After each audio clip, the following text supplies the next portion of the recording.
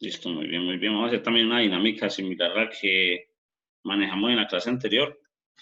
Vamos a hacer entonces el taller evaluativo, pero entonces lo suelto después de clase. Listo, para que quede abierto por toda la semana.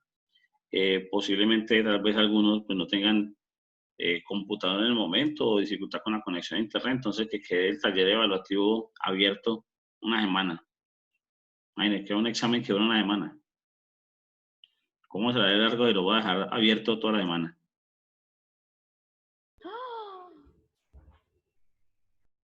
Así de sencillo. No, mentira, es que esto es que hay mucho tela para cortar, entonces vamos a hacer también el esquema con la misma dinámica que lo manejamos ahora.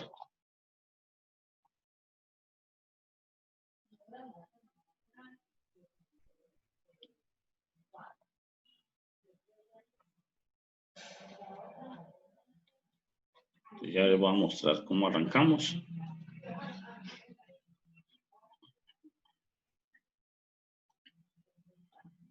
Con lo que ha sido los problemas de la historia de Colombia, compañeros. Entonces, todo dice que esto inicia cuando, por allá en febrero, arrancamos primero con unos elementos claves, en donde hablábamos primero que todo de una aproximación histórica de Colombia, en donde lo que queríamos generalmente era visualizar, valorar los distintos momentos más trascendentes de la historia de Colombia, rescatando una mirada sistémica, social, subjetiva, individual, que constituyera una parte filosófica y educativa para este momento, para esta situación. Entonces, con esa idea empezamos pues, en nuestras clases, en nuestros encuentros estructurales presenciales, ¿no?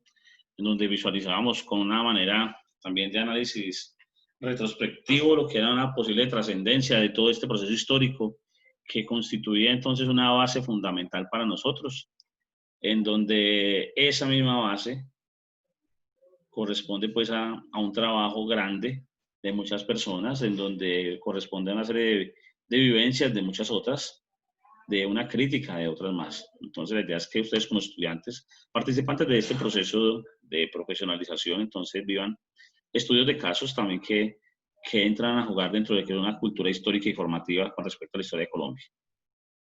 Entonces, examinamos la historia como una disciplina, la analizamos con estudios de casos, es incluso vimos unos 3 últimos bastante fuertes en medio de muchas situaciones con un poquito más de profundidad. Identificamos algunos de ellos con la problemática de Colombia de su siglo XX y la ruptura pues y continuidad en la actual república que tenemos, brindando una visión holística a este país. ¿Listo? Entonces también arrancamos con la historia de Colombia como una disciplina del conocimiento, relacionando conceptos acerca de lo que eran los hombres, los pueblos y las culturas. Fue lo primero que hicimos, abordado desde lo que era la antigüedad, con aventuras militares, con relatos históricos y que nos centramos en los pueblos y en las naciones. Luego, pues empezamos a retomar conceptos de antigüedad, de Edad Media, modernidad, método científico, en fin. Y empezamos con la aproximación teórica de la historia de Colombia, en donde hablábamos de lo que se investiga en historia, para qué se investiga y cómo se investiga. Hacíamos pues una serie de preguntas, hablamos que desde la antigüedad se tomó como una forma de narración libre, que veíamos historia como tal en las escuelas, que se contempló hasta hace muy poco la cátedra como historia y que era obligatorio usted narrar lo que ha ocurrido. Muchos dicen que esto lo vivían como de una manera obligada, que no tenía el mismo sabor, porque si usted no lo vivió, no le encontró el sentido. Mientras que hay otros que hablando de ese momento histórico, se le pueden venir las lágrimas contando esa situación.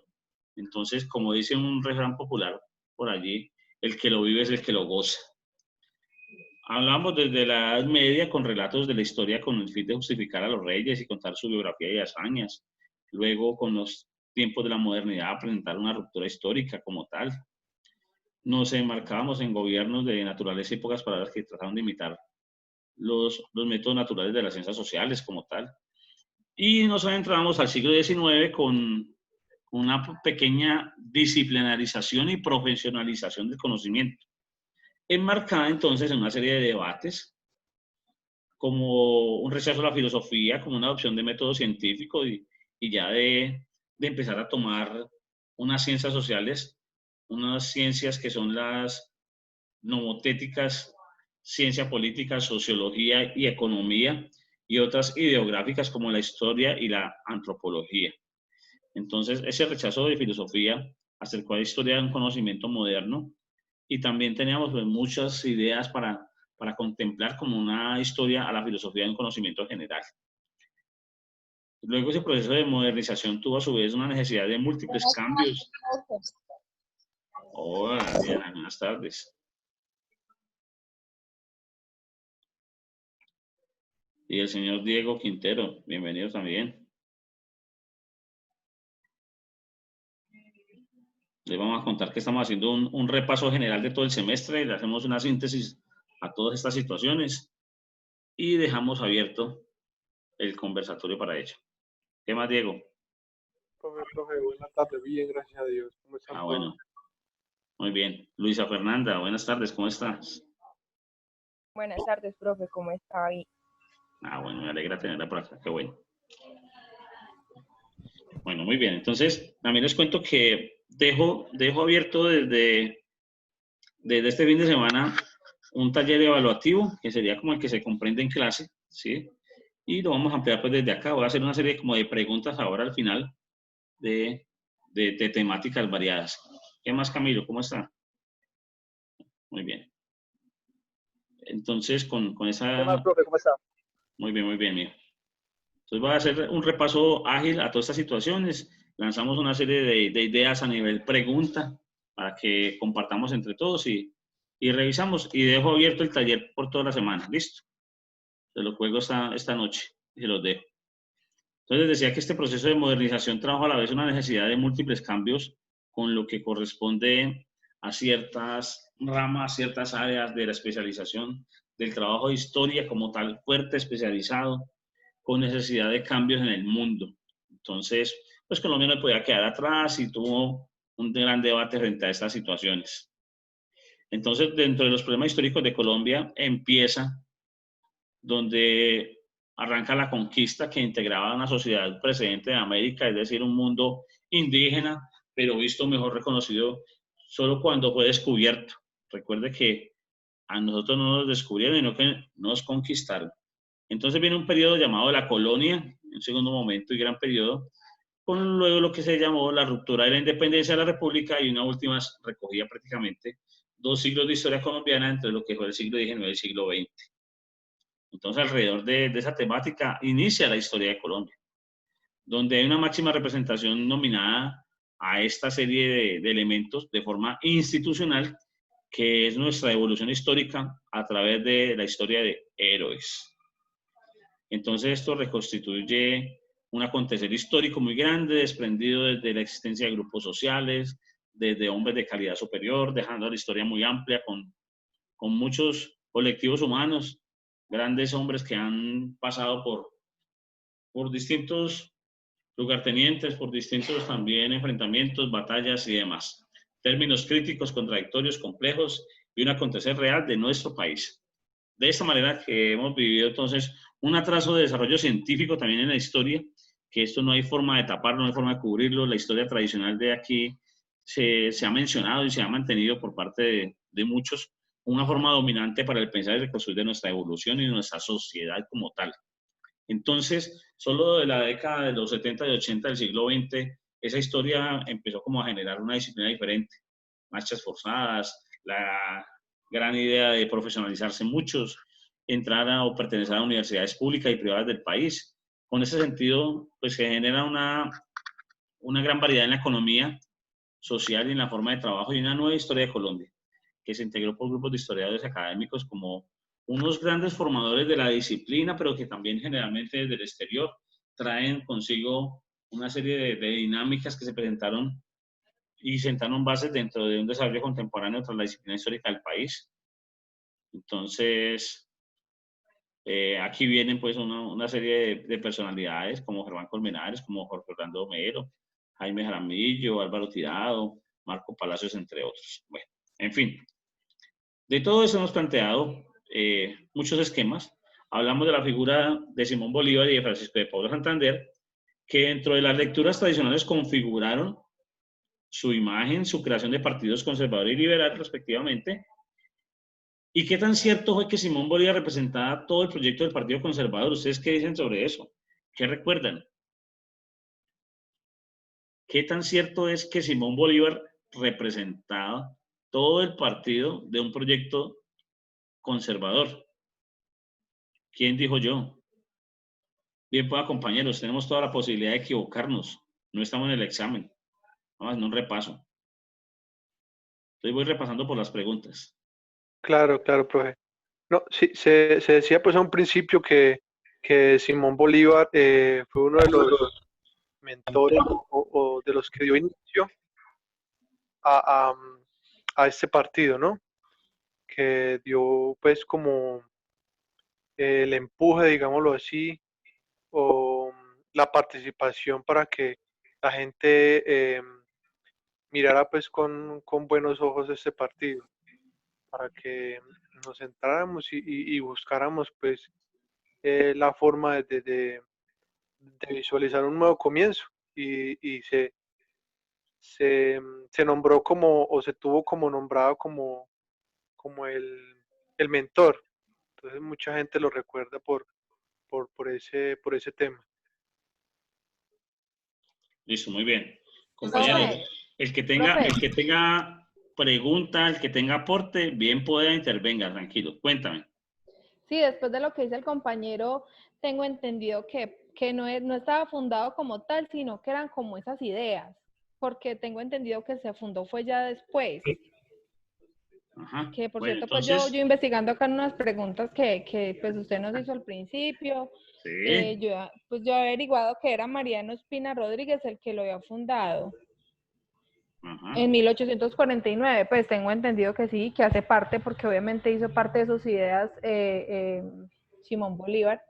Listo. Entonces, recordemos que Simón Bolívar era que pues no podía ser conservador como persona que impulsaba la independencia radical de España, pero podría ser un conservador a través de lo que fueron sus problemas y que ha tenido entonces una forma de recuperar zonas del país frente a los españoles y que proponía un gobierno centralista, fuerte, autoritario.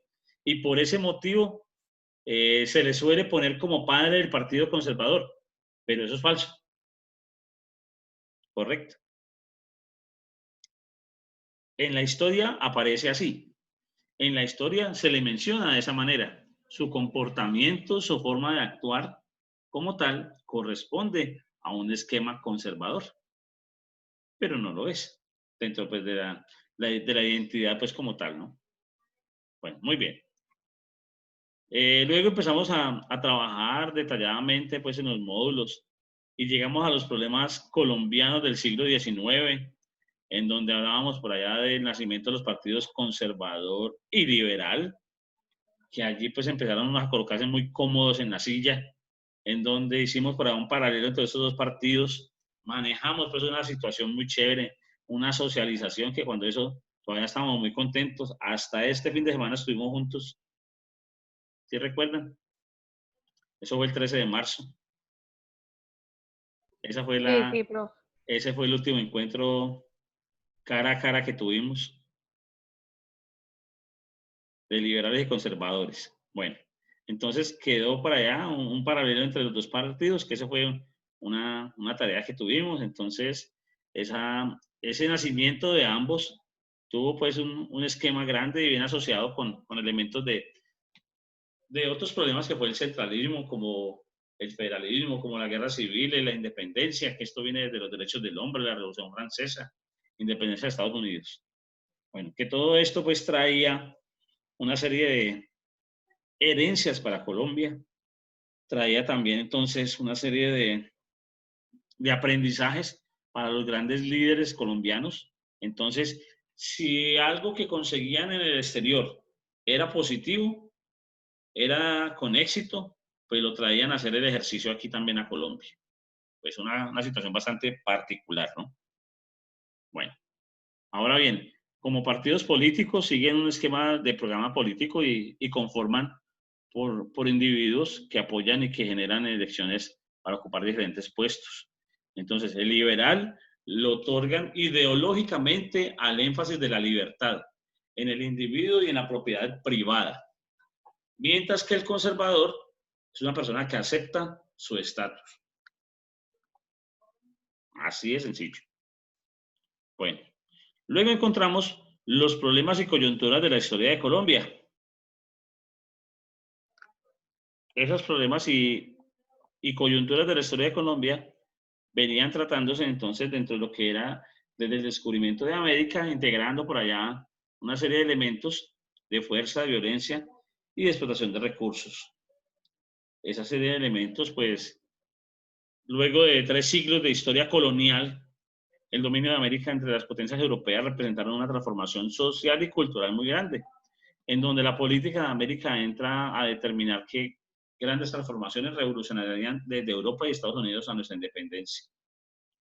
Entonces, finalmente, en medio de tantas ideas, pues se dio la ruptura del colonialismo español a través de un fenómeno político y social de independencia y a la vez de fuerza.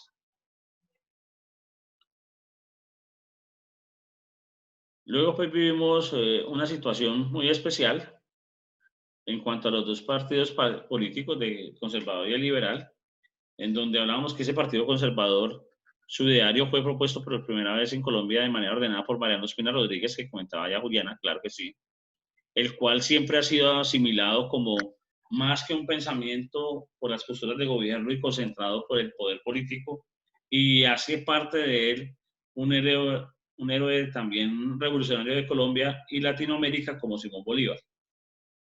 Pero en el caso del Partido Liberal se ha reconocido su origen de las ideas, que ha sido mucho más claro en cuanto al pensamiento ilustrado y sustentado en el orden jurídico y liberal en instituciones como la figura de nuestro líder Francisco de Paula Santander. Entonces recuerde que por allá hicimos alguna clase que decíamos que con cuál de los dos ustedes se identificaba, ¿no? Que a cuál de los dos se sentía usted, si más Simón o más Francisco de Paula. Entonces comentábamos una serie de situaciones con respecto a esto, que nos permitía tener un pensamiento liberal, pero ser muy conservadores. Que queríamos ser libres, pero mantenernos en nuestra historia. Entonces indicábamos que por pensamiento liberal se caracteriza el poner límites al poder político, pero a su vez cualquier tipo de poder económico y religioso, entre otros. También por permitir establecer una propiedad privada y un libre comercio. Es decir, no dejarnos simplemente gobernar, sino tener posibilidad de actuar también. Y de poner énfasis en el individuo, no en la comunidad, porque también le damos importancia a las libertades individuales.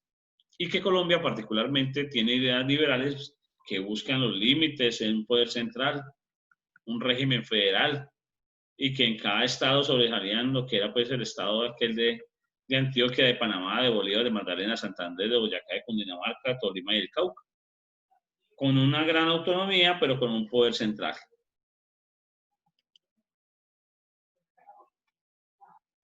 Ya luego pues vivimos pues algunas situaciones positivas y negativas durante esas épocas de varias décadas, en donde vivimos una serie positivas de esas décadas de ideas liberales, en las que se trataron algunas ideas modernas de un país premoderno, pero que haya calado por allí un país que no tuvo mucho asiento, que se ha caracterizado especialmente en lo positivo porque ya teníamos ferrocarriles, porque habían garantías liberales, porque se separara la iglesia del Estado, porque se permitía entonces también tener una soberanía sobre los estados y porque era una supresión de lo de la pena de muerte.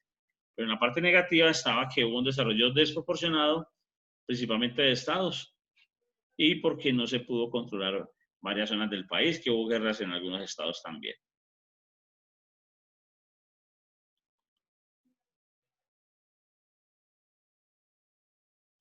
Bueno, que a partir de un esquema grande, poderoso de los liberales, que se oponían a las políticas centralistas del gobierno de Rafael Núñez, en una batalla de marea triunfó el conservadurismo y con ello se le dio fin a la constitución liberal.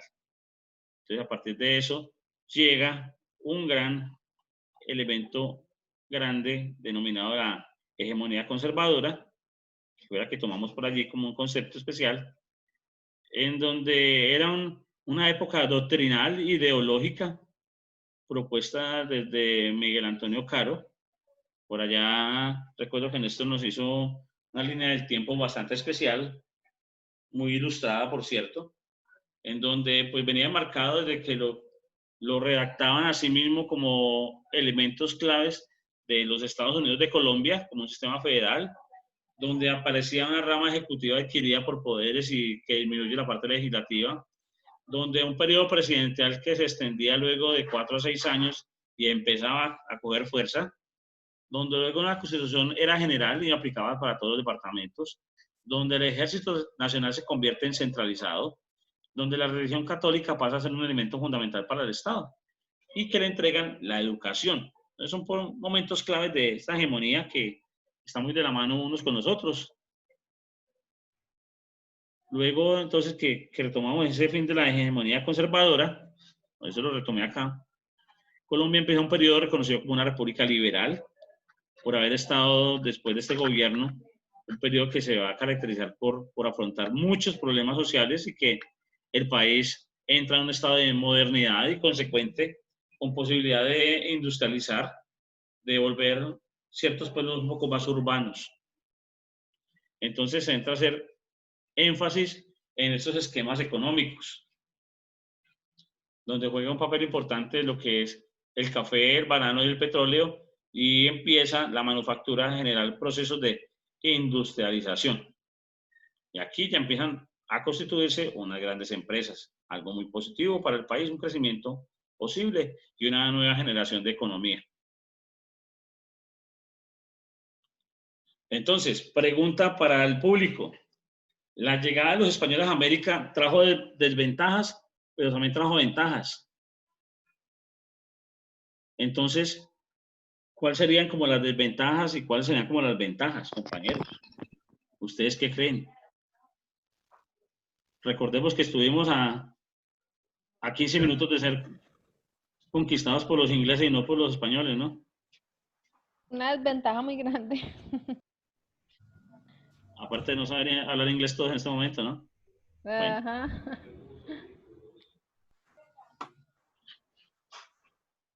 Cuéntenme, compañeros, ¿qué? De a uno. Sí, de a uno, claro que sí. Profe, una desventaja pues digamos los españoles se lucraron mucho con los metales y las riquezas que teníamos nosotros. Sí, señor. Por ahí se comentaban algunos de los diálogos que no fuimos conquistados, sino atracados, ¿no? Uh-huh. No, profe, y eso es como todo, o sea, todo tiene, tiene sus ventajas y sus desventajas, ¿no? Yo diría que culturalmente, pues, somos muy arraigados, pues, a ellos, ¿no? Y pues esta ideología católica, digamos, ideologías políticas vienen muy ligadas a ellos, ¿no? Y pues sí, de pronto el cruce entre españoles y pues en esa época éramos nativos, digamos así, o no sé cómo es la palabra. Entonces de pronto eh, cambia pues ese aspecto, no sé de pronto si me entienden a qué me refiero. Cuénteme, Luisa. Pues una ventaja que yo veo fue que, digamos, como el continente americano pasó a ser como de una cultura occidental y moderna, convirtiéndose en como una de las zonas más ricas del planeta a pesar de la explotación. Sí, muy bien. Don Diego, ¿qué nos va a comentar por allá de la Argelia? Profe, a mí me surge una inquietud. ¿Cómo un continente nuevo, o sí, un continente recién descubierto, o como haya sido, forma una gran potencia como Estados Unidos? ¿De dónde sale pues eso? O sea, en contradicción a lo que pensamos la mayoría. O sea, los conquistaron una mano de atracadores y tenemos una cultura pues a nivel casi global de una mentalidad de ser vivos y muchas cosas así. También mala fama. Pero Estados Unidos tiene pues se convierte en una potencia que sale pues adelante sobre esa mano de atracadores, o es esa misma atracabilidad la que los ha hecho surgir a ellos sobre la demás región latinoamericana o en América como tal. Pienso pues que, o sea, que ellos supieron aprovechar la conquista y todas las cosas y sacaron mejor provecho. A nosotros nos dejaron una cultura pues más pobre, digámoslo así, de mentalidad más pobre, mentalidad diferente. Bueno, es que allí radicaba una gran importancia, precisamente fue en el modo de la conquista, ¿sí? En el modo de la conquista, porque a nosotros nos dejaron fue la herencia de lo que es la violencia, la esclavitud, el problema de la tierra, las enfermedades, lo que es pues la religión como tal, y pues solamente la ventaja era como la conexión con el mundo, pero siempre nos quedamos fue como en un modo inferior. Entonces, tenemos posibilidad de llegar a nuevas especies, pero nos cuesta muchísimo. Entonces hay que darlo todo por algo muy poco. Tenemos una posibilidad de viajar, pero qué cantidad de problemas las que hay para poder viajar. Entonces, ellos pueden venir aquí libremente y qué bienvenida le hacemos, qué celebraciones le permitimos. Pero si somos nosotros los que vamos a países orientales y vamos hacia Europa y demás, pues tenemos una gran cantidad de problemas. Entonces, yo diría que de alguna manera fuimos como mal conquistados, como conquistados a medias, como engañados, como un modo de conquista, de colonización. La conquista fue el engaño y la colonización fue el atraco. Así de sencillo. Eso yo digo que todo ronda en son a la cultura que nos dejaron, la cultura a la que nos tiene como estamos. Sí, señor. Y se mantiene. Sí, pareciera un apellido del cual somos hijos de un padre que no nos podemos quitar de encima, ¿no? Sí. Un padre como para toda la vida. Maltratador. Pareciera. Eso. Muy bien, muy bien. Ahora bien, es importante conocer pues todo lo que fueron los debates del centralismo y el federalismo como tal, donde ya vamos a llegar por aquí a estos elementos complicaditos de esquema de violencia como tal para nosotros, y que fueron generando unos problemas colombianos del siglo XX, donde existen una relación de conceptos grandes, que entra pues allí lo que es la violencia, lo que es el Frente Nacional, y ya luego en modo contemporáneo ya se empieza a tomar lo que es un Frente Nacional derivado a narcotráfico, a paramilitares, a guerrilla, a un colapso del Estado, a una generación de una nueva constitución política, y de allí pues ya nos entregamos en lo que son los famosos diálogos de paz, y mejor dicho, ahí vamos. Entonces, recordamos como hegemonía un periodo particular de Colombia, donde los conservadores estuvieron al poder, la industrialización, un paso del país con una economía basada en la agricultura, y luego que pasa a la industria como principal motor del mismo, el autoritarismo como un exceso de autoridad, las huelgas como una interrupción de los colectivos voluntarios de trabajadores, una revolución en marcha como una propuesta de Alfonso López Pumarejo para tener un país dentro de una república liberal como tal, una reforma agraria como una necesidad de hacer cambios en la estructura del país, del campo, no desde fondo, pero sí desde un mejor manejo de ella, un Frente Nacional que fue un acuerdo entre el Partido Liberal y Conservador colombiano para ponerle fin a la violencia, a la repartición de poder político. Y entonces inicia un periodo de un mundo contemporáneo que sufre una cantidad de elementos de violencia, de guerra y de fenómeno de paz, en donde hacíamos hasta la semana pasada una síntesis de problemas, que estas situaciones tan graves que han sucedido tan graves que han ocurrido, pues nos traen Doctora, ¿cómo le va? un reflejo muy grande Bien, que gracias. Colombia no ha logrado hacer un avance muy amplio. 30 en punto y son las 3:31. En donde esa violencia en Colombia tenía como propósito acabar con el apoyo de la Iglesia, distinto de las ideas conservadoras, y donde los personajes eran los adversarios al liberalismo y socialismo, donde sobresalía el presidente Laureano Gómez. No, hay que dejarlo así, pues ya no hay ningún problema. Néstor, apaga el micrófono. Ajá. Ningún.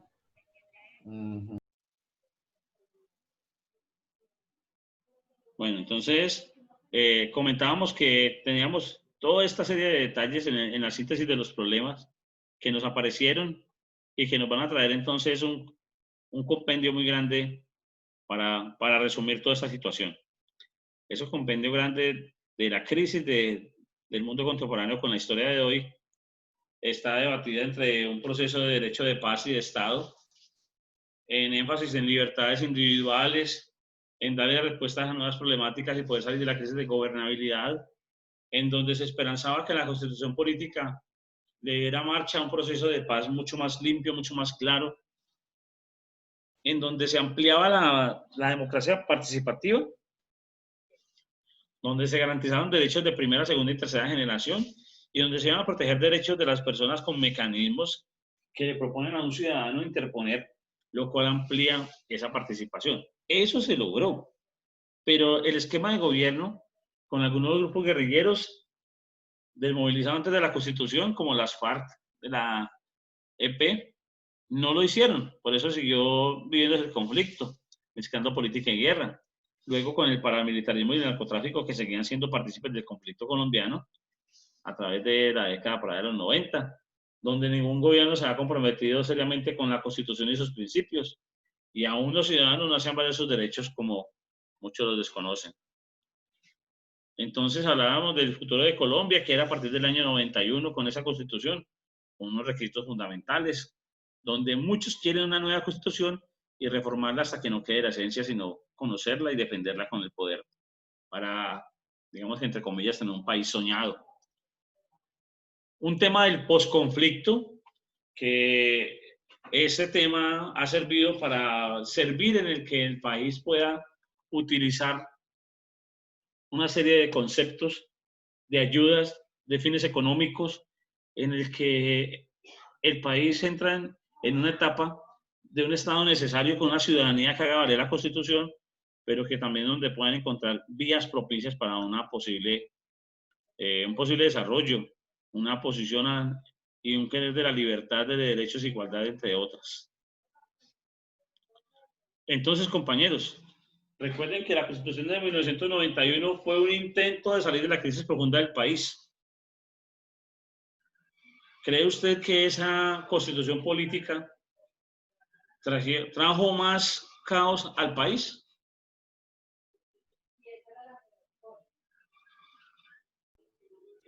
Profe, pues lo que yo leí en mi opinión y lo que yo contesté en el foro fue, ¿cierto, profe? Sí, fue Fue en el foro.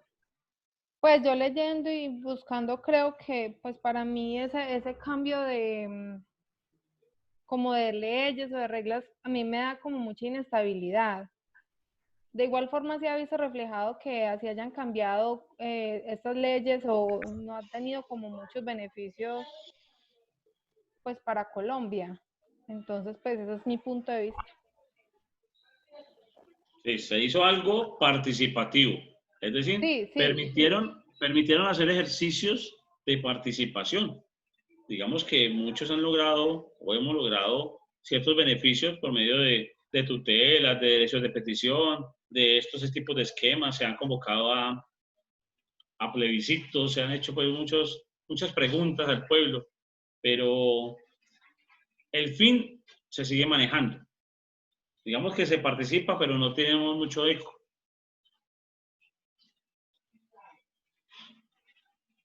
¿Qué opinión tienen por allí los demás frente a lo que ha sido las medidas que trajo la Constitución Política del 91? Oye, lo que pasa es que un país que tiene tantas leyes es porque no es capaz de tener un norte, no es capaz de orientarse del mismo, entonces va a ser muy difícil de que, por decirlo así, otra nueva constitución, otra nueva, no sé, otro nuevo planteamiento, como puse yo en alguna ocasión, es como, habría que nacer de nuevo, comenzar de nuevo una ley, eliminar todas las leyes que hay, comenzar con una sola, una única, para poder que esto mejore un poquitico. El resto esto va a seguir enredado, entonces no creo que haya una norma en estos momentos que sea capaz de vencerlas a todas, de reformarlas a todas y todas esas cosas. Muy complicado para un país con tanta normatividad y con tantos intereses, porque es que las normas a veces no se creen por en común, sino por los intereses políticos. Sí, señor, correcto. Profe, sí. Desde mi punto de vista, pues con la Constitución de 1991, pues yo considero que de una u otra manera también trajo ventajas y fue una parte buena, porque se basó mucho en buscar los derechos fundamentales. Y entonces ella, a ver, ¿cómo me hago explicar? Pues nosotros veníamos como de un sistema político bloqueado. Y pues entonces también con esta constitución que nos ayudó como salir un poquito de la de 1886, creo que era, ¿cierto? Sí. Pues de una u otra manera también nos ayudó porque empezó a proteger los derechos de las mujeres, de los indígenas, creo que también se hablaba como de la protección del mismo sexo, algo así. Entonces, pues de una u otra manera fue buena porque también pues siempre ha habido violencia y cuando llegó la Constitución ayudó como a disminuir un poquito el caos. Entonces no nos mejoró del todo, pero por lo menos sí nos fue como ayudando a mejorar poco a poco. Listo, yo pienso también algo adicional allí, y es que el solo hecho de mencionar de una convocatoria constituyente, de la conformación de este estilo de esquema político para congregar a esta situación, lo que hizo fue como refrescar las mentes. Puede que como tal la Constitución no haya sido un mecanismo muy eficaz, pero por lo menos actualizó a los que estábamos vivos en aquel momento y nos dijo, vea, hay herramientas, porque al parecer el tener una Constitución tan antigua, pues nadie como que se daba por enterado que existía una Constitución o que había una forma de interponer algún reclamo. Se hablaban de demandas y nada más, pero no se sabía ni siquiera cómo hacerla. Entonces, en aquel tiempo, pues yo estaba en formación, estaba apenas próximo a entrar a bachillerato y nos empezaron a inculcar todo lo que son estos estilos de participación ciudadana. Empezaron a hablar de derechos de petición, de tutelas, de estos mecanismos que se generaban para usted participar y las distintas maneras de hacer una reclamación. Ya luego también de la posibilidad pues, del voto y lo que eso implicaba, entonces como que se refrescó un poco de la participación democrática, la participación ciudadana. Entonces, como que al pueblo a veces le hace falta que le estén recordando qué es lo que puede hacer. Porque llevaba 100 años la otra constitución y si revisamos con lupa, no es que haya cambiado demasiado, simplemente le agregaron unos elementos como un poco dinámicos. O sea, lo que generó eso fue un costo muy alto para el país. Tener más de 150 personas allá debatiendo una serie de leyes que casi que hacen es copiar y pegar y cambiámosle unas comas y unas tildes y agreguemos unos elementos nuevos, pero fueron muy pocos. Entonces, el usted salir y decir, tenemos una nueva constitución, eso es algo muy bueno.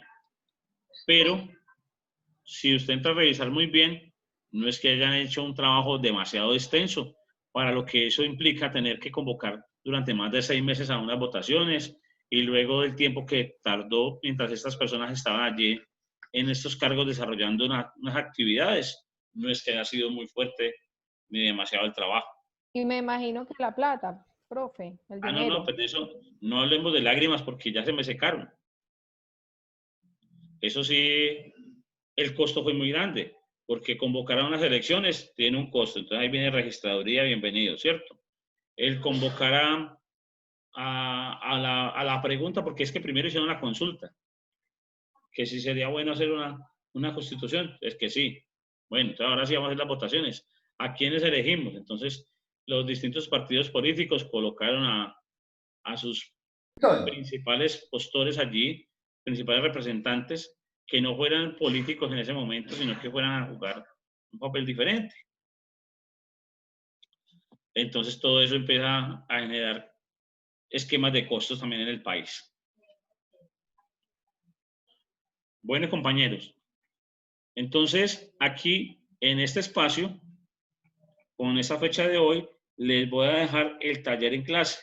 Pero si usted entra aquí ahora, no va a encontrar todavía nada. No va a encontrar las preguntas. No lo deja. No lo deja. Apenas ahora.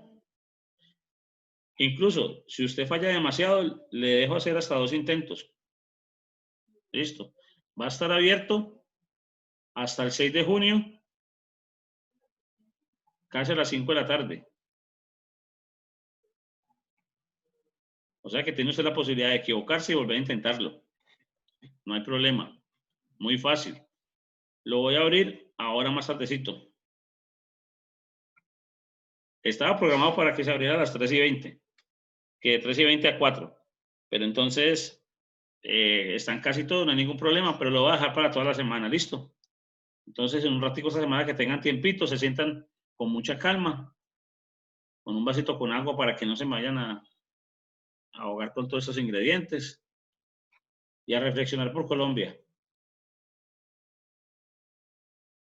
¿Listo, compañeros? Listo, profesora.